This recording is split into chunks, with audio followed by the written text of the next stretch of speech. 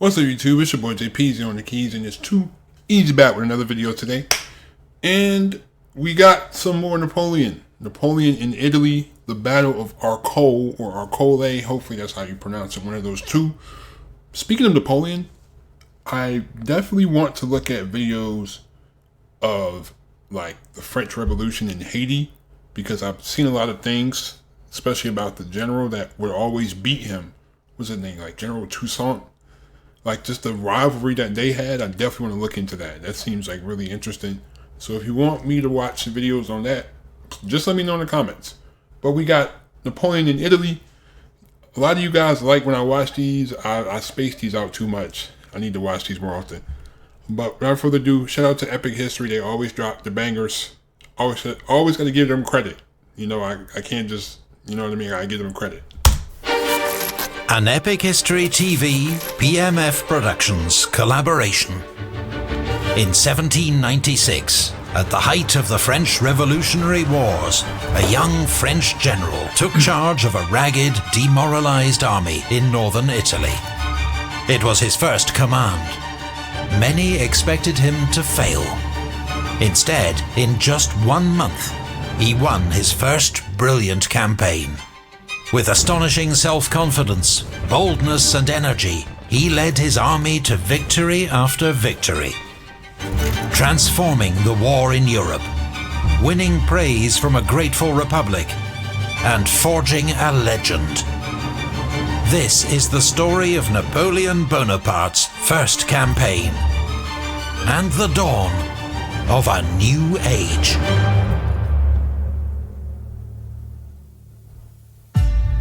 October 1796. 6 months have passed since General Napoleon Bonaparte took command of the French army of Italy. In that time, he's led a series of brilliant operations against the Austrians and won a string of battles. Now he appears close to final victory. Almost, brother. He's driven Austrian field forces off the plains of northern Italy, back towards the Alps, while his troops have the great fortress city of Mantua, the key to Italy, under close siege. Mantua's oversized Austrian garrison is nearing starvation and riddled with disease. Damn, half of y'all sick. Napoleon appeals to its commander, Field Marshal von Wurmser, to surrender. The brave should be facing danger, not swamp plague, he jibes. Throwing shots. But Wurmser is a tough old veteran. Throwing shots. He will not yield while any glimmer of hope remains. That man say half your troopers already sick. You might as well just quit. That's crazy. He's like, you might as well just quit, man. Like, all your guys are sick. Like, you don't stand a chance. Like, just quit. And he knows that to the north, Austria is gathering fresh troops to march to his aid. True, many are Grentz battalions, a type of Habsburg frontier militia, poorly drilled and short of officers. But they help raise the strength of the Austrian field army to 44,000. Man, they just need bodies at this point. And they have a new general to lead them. Feldzeugmeister, or Lieutenant General, Józef Alvinci. The 61-year-old Hungarian was once military tutor to Emperor Francis himself, and is regarded as diligent, sharp, and brave. He and his staff draw up plans for a fresh offensive to rescue Wurmser and Mantua. Alvinci and Kostanovic will lead the main column, 26,000 strong, from Friuli to Bassano, then onwards to Mantua. Right. Davidovic's corps, reinforced to 18,000, will retake Trento and push south through the Adige Valley. The two forces will link up at the earliest opportunity. Meanwhile, Wurmser, who can muster just 12,000 fit men from the Mantua garrison, will launch powerful sorties to pin down as many French units as possible. Alrighty. Hope we can hold Napoleon, him. by contrast, has received very few reinforcements from France. His weary divisions are suffering from shortages and sickness, and will be outnumbered on every front. All right, what you gonna do? Alvinci begins his advance on the 22nd of October. The following day, the heavens open, drenching troops, swelling rivers, and reducing roads to mud. Even more sick, For the too. time being, Right. Napoleon is content to observe the enemy struggle forward in such conditions, knowing the effort will exhaust his infantry and disrupt supplies. On the 2nd of November, fighting breaks out north of Trento, where Napoleon has ordered Vaubois to attack. He wants to keep Davidovich bottled up, but Vaubois is heavily outnumbered, and his attack fails. Vaubois begins pulling back to Caldiero, Right. while Yeah. Massena gives up Bassano and withdraws towards Vicenza. Y'all gotta regroup. Y'all gotta regroup. But now Alvinci's advance becomes strung out, slowed by the heavy rain and poor fitness of his recruits. And it is against Napoleon's nature to remain passive for so long. As the Austrians cross the Brenta, he orders Massena to attack General Liptay's division at Fontanive, while Augereau attacks Hohenzollern at Bassano. The French launched dozens of separate assaults. But for all their poor march discipline, the Austrian recruits stand their ground and fight hard. All right. With around 3,000 casualties on each side, the Second Battle of Bassano is the bloodiest day's fighting so far in the Italian campaign. And a failure for Napoleon. I mean, he's Hours outnumbered. later, He's outnumbered. he receives dire news from Vaubois. Yeah, he's done up there. During heavy fighting at Caldiero, some Croatian troops get behind the French line, triggering panic and a rout. You gotta retreat, man. You gotta retreat. Vaubois loses nearly half his division, killed, wounded, or missing, before he can regroup at Rivoli. Uh-oh. The French are falling back on all fronts. And unless Napoleon can conjure something remarkable, he seems destined to suffer a major strategic defeat. Soldiers, I am not satisfied with you. Hold on, let me read that. Soldiers, I am not satisfied with you. You abandon yourselves to panic. You are driven from positions where a handful of brave men might have stopped an army. Let it be inscribed on their colors. They are no longer part of the army of Italy. He said, y'all gave up the ground. Y'all can leave. I mean, you gotta be honest with your men, though. If you're the leader, they're no longer part of the army. Get them out of here, man. This is really interesting to me, bro. This is Napoleon's position is perilous, but his enemy's cautious pursuit affords him some respite. 4 whole days pass while Alvinci and Davidovich coordinate their next moves.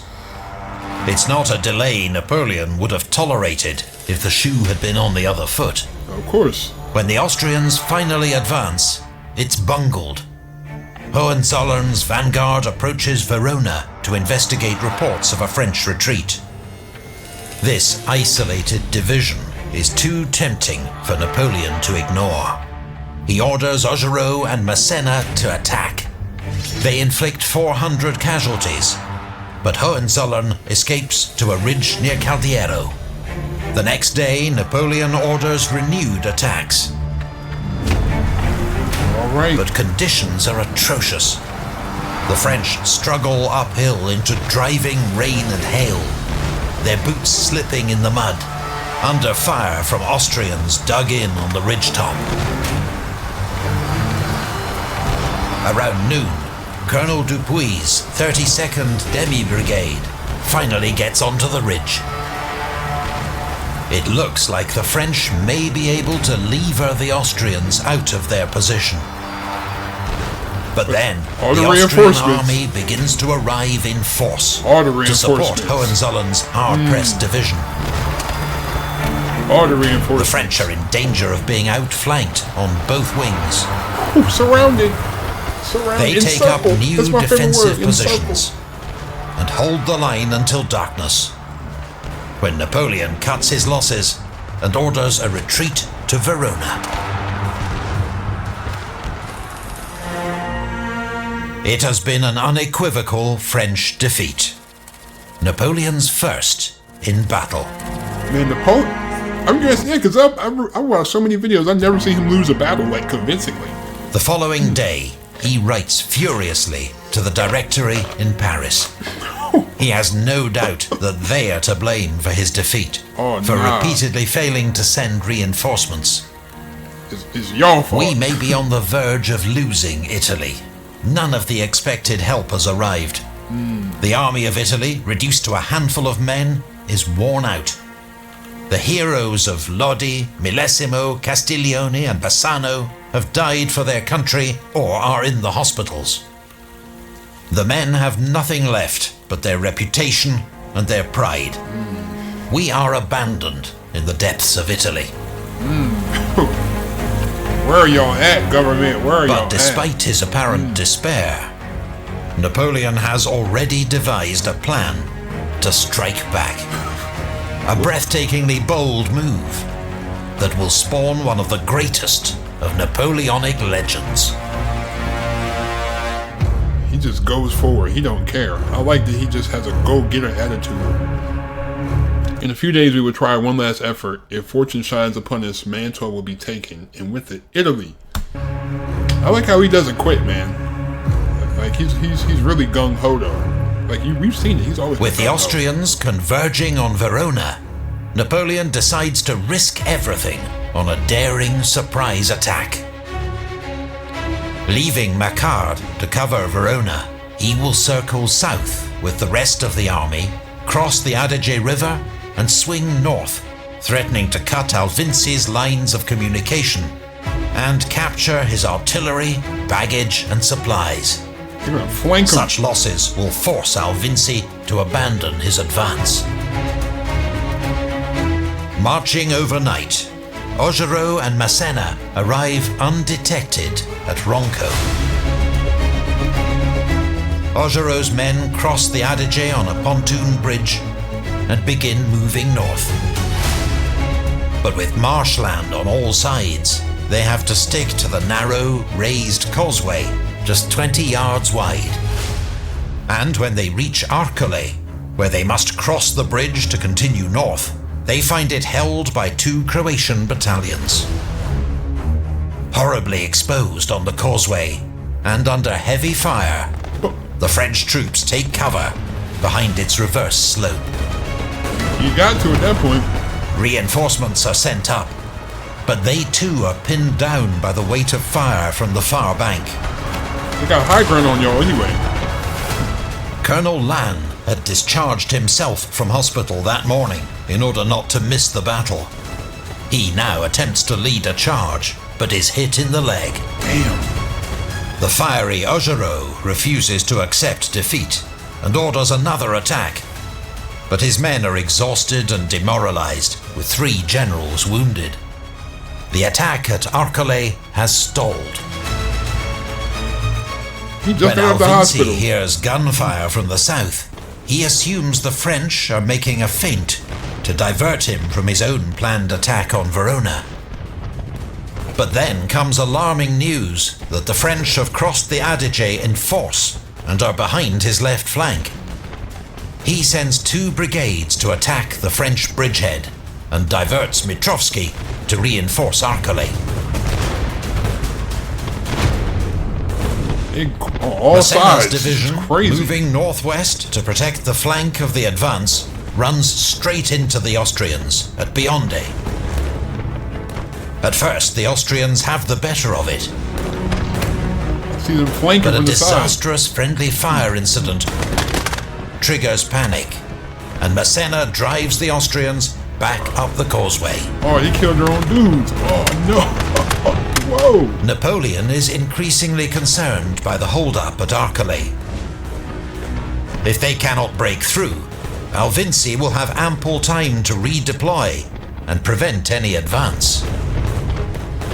He now orders General Gueux to take 2 regiments, cross the Adige at Albaredo, and lead them up the eastern bank of the Alpone River to hit Arcole from the south. Yeah, flank him. He himself rides to the bridge to try to get the attack moving. He finds hundreds of French troops sheltering behind the causeway, unwilling to face the Austrian fire. General Augereau grabs a standard and begins to advance. This highly romanticized... Yo, look at this. Look at his face. That is funny. Look at his face, right? He's like, oh. Fiction was painted 2 years later. Oh, this is highly dramatized. Grenadiers, he cries, come and seek your color. In reality, none had the courage to follow him. Then, the commander of the army of Italy himself draws his saber, picks up a standard, and runs forward. There is withering fire all around. Several men fall wounded. His aide-de-camp, Colonel Murat, is killed. Another aide-de-camp, a Polish officer named Sulkowski, recalls, the soldiers saw him, and none of them imitated him. Babies. I was witness to this extraordinary cowardice, and I cannot conceive it. Punks. Soldiers being cowards, With man. the French infantry refusing to follow their officers, the assault on the bridge ends in abject failure. Wow. A well-timed Austrian counterattack drives them back down the causeway. Wow. In the rout, Napoleon's horse loses its footing. He tumbles into the swamp and has to be hauled out by his aides. That evening, General Gueux launches his attack on Arcole from the south. The defences are less formidable on this side, and his men fight their way into the village. Arcole, at last, has fallen. Man, would have been better. But that night, Gueux's men are ordered to pull back. Napoleon is preparing to retreat. If, as he expects, Davidovich has continued his advance down the Adige Valley, Napoleon must withdraw now or face encirclement. His bold maneuver appears to have failed. Then, at 4 a.m., Napoleon receives a report from Rivoli that changes everything. Not only does Vaubois still hold the town, he hasn't even been attacked yet. Ooh. Napoleon's line of retreat remains secure for at least a few days more.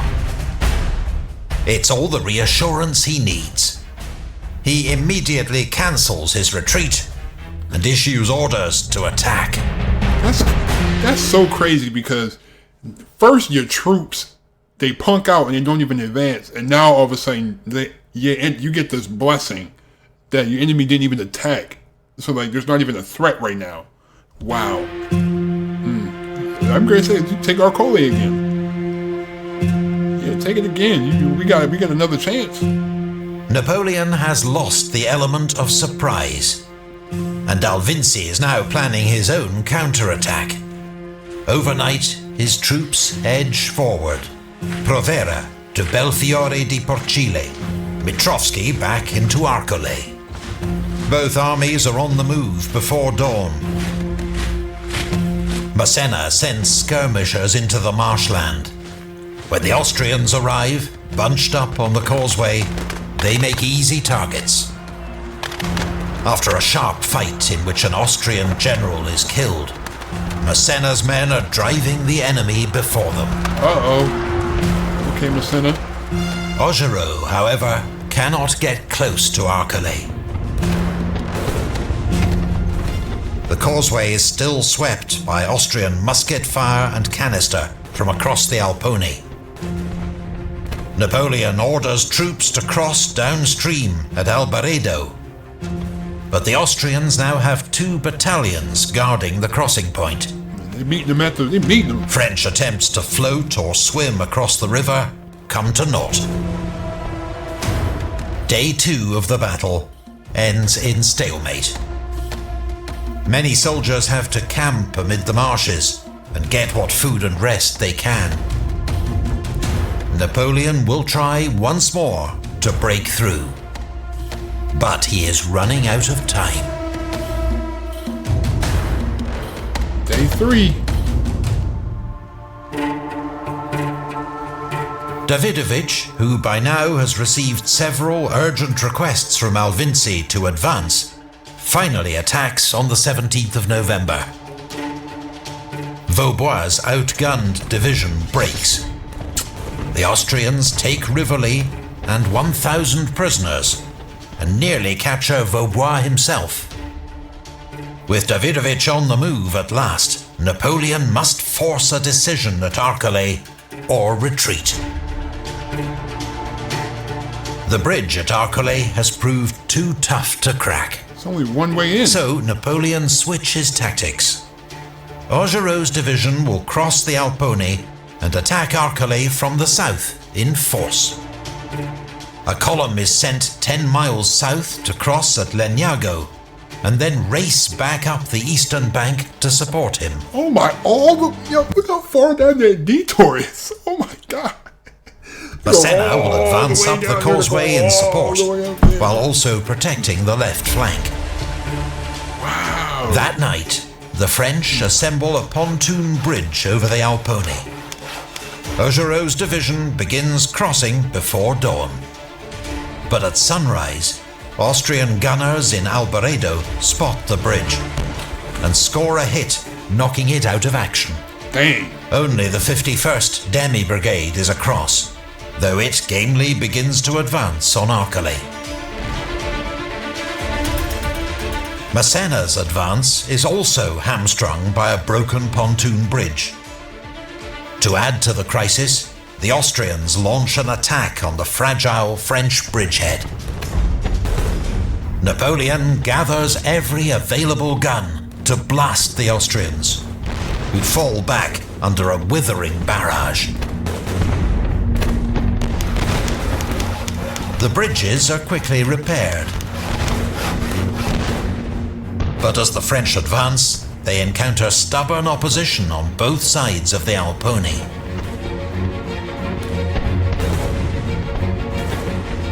A bloody seesaw battle surges back and forth along the causeways.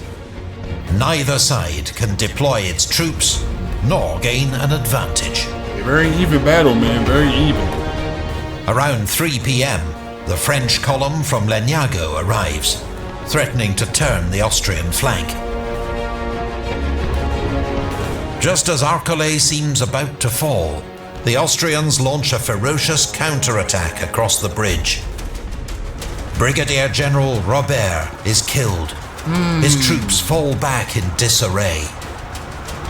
The panic is contagious. Augereau's men lose their nerve and fall back to the bridge. The moment of crisis has arrived. But while the enemy has just used his last reserves, Napoleon can call on Massena's unengaged troops, including the elite 32nd Demi Brigade.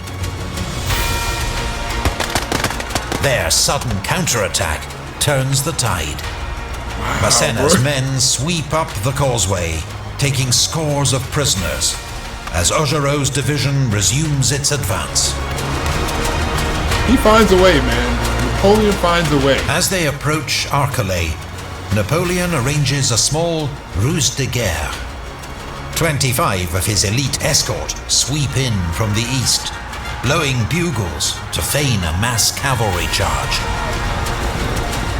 In the evening light, it's enough to scare the remaining garrison into abandoning the village. Wow, look how smart. Very smart, very smart. As the French continue their advance, Alvinci orders his exhausted, demoralized army to retreat east to Montebello to protect its lines of communication.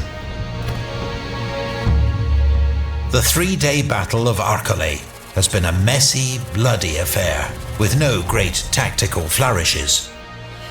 Napoleon's margin of victory is narrow, and a third of his army are casualties. But he has done enough, for now. It takes good luck to defeat Alvinci. I mean, definitely, I can see. It took good luck to defeat him. Alvinci may be withdrawing, but Davidovich remains a threat. The next day, Napoleon sets off at his customary pace with Massena's division to reinforce Vaubois. Augereau takes a different route to threaten the Austrians' line of retreat. The confusion that follows between Alvinci and Davidovich verges on farce.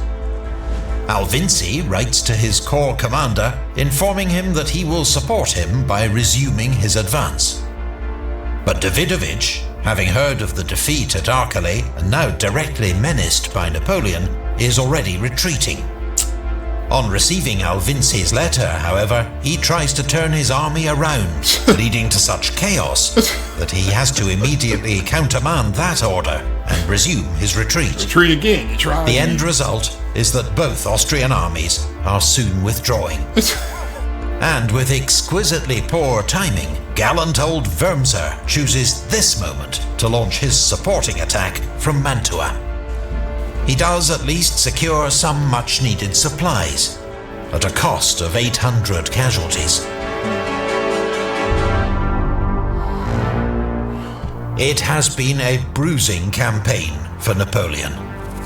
By some estimates, he has lost more men than the Austrians. Damn. He has suffered his first defeat in battle, and won a costly, messy victory at Arcole.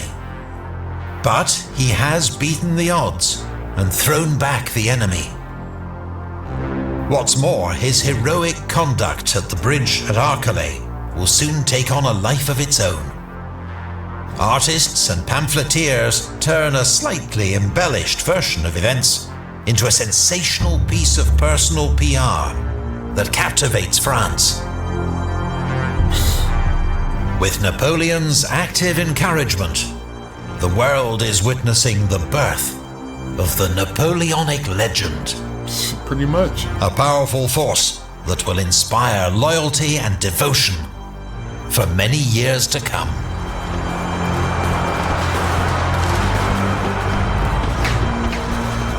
For now, both armies settle into winter quarters as December brings bitter cold and heavy snow to northern Italy. In Mantua, the Austrian garrison is near its limit. Starvation beckons, though Wurmser is determined to hold out to the last. Well, you can't hold out forever. The Austrians will have one last chance to save the city. A final offensive to decide the outcome of the war in Italy. A big thank you to PMF. Thank you. Like every time I watch these videos, I just think about like all the responsibility that Napoleon had, because like when you put yourself in that situation, you're just one guy, but you're in charge of thousands and thousands of men, and the fact that you're gonna have to deal with, you have to really get that in your mind, the fact that a lot of these men that you're leading in the battle are gonna die. Like you have to like put that in the back of your mind and think about the task. Like you just see one of your guys gets his head blown off or gets hit by a cannonball and you just have to go. You just have to keep going. You have to like get that. Like it's such a desensitization to death. Like when I see stuff like this, it's just crazy. But the thing is, history always was told from the winning side. So the winner, since he kept winning battles, that's why his legend was steadily increasing. But I love these videos. I just love watching this stuff. I don't know why. This is entertaining. Very entertaining, very informative. But thank you. Please be safe. Stay on the grind. Have a great day. Leave a like if you enjoyed this video. Turn on my post notifications if you haven't already. Thank you. Please be safe. Stay on the grind. I'm out. Peace.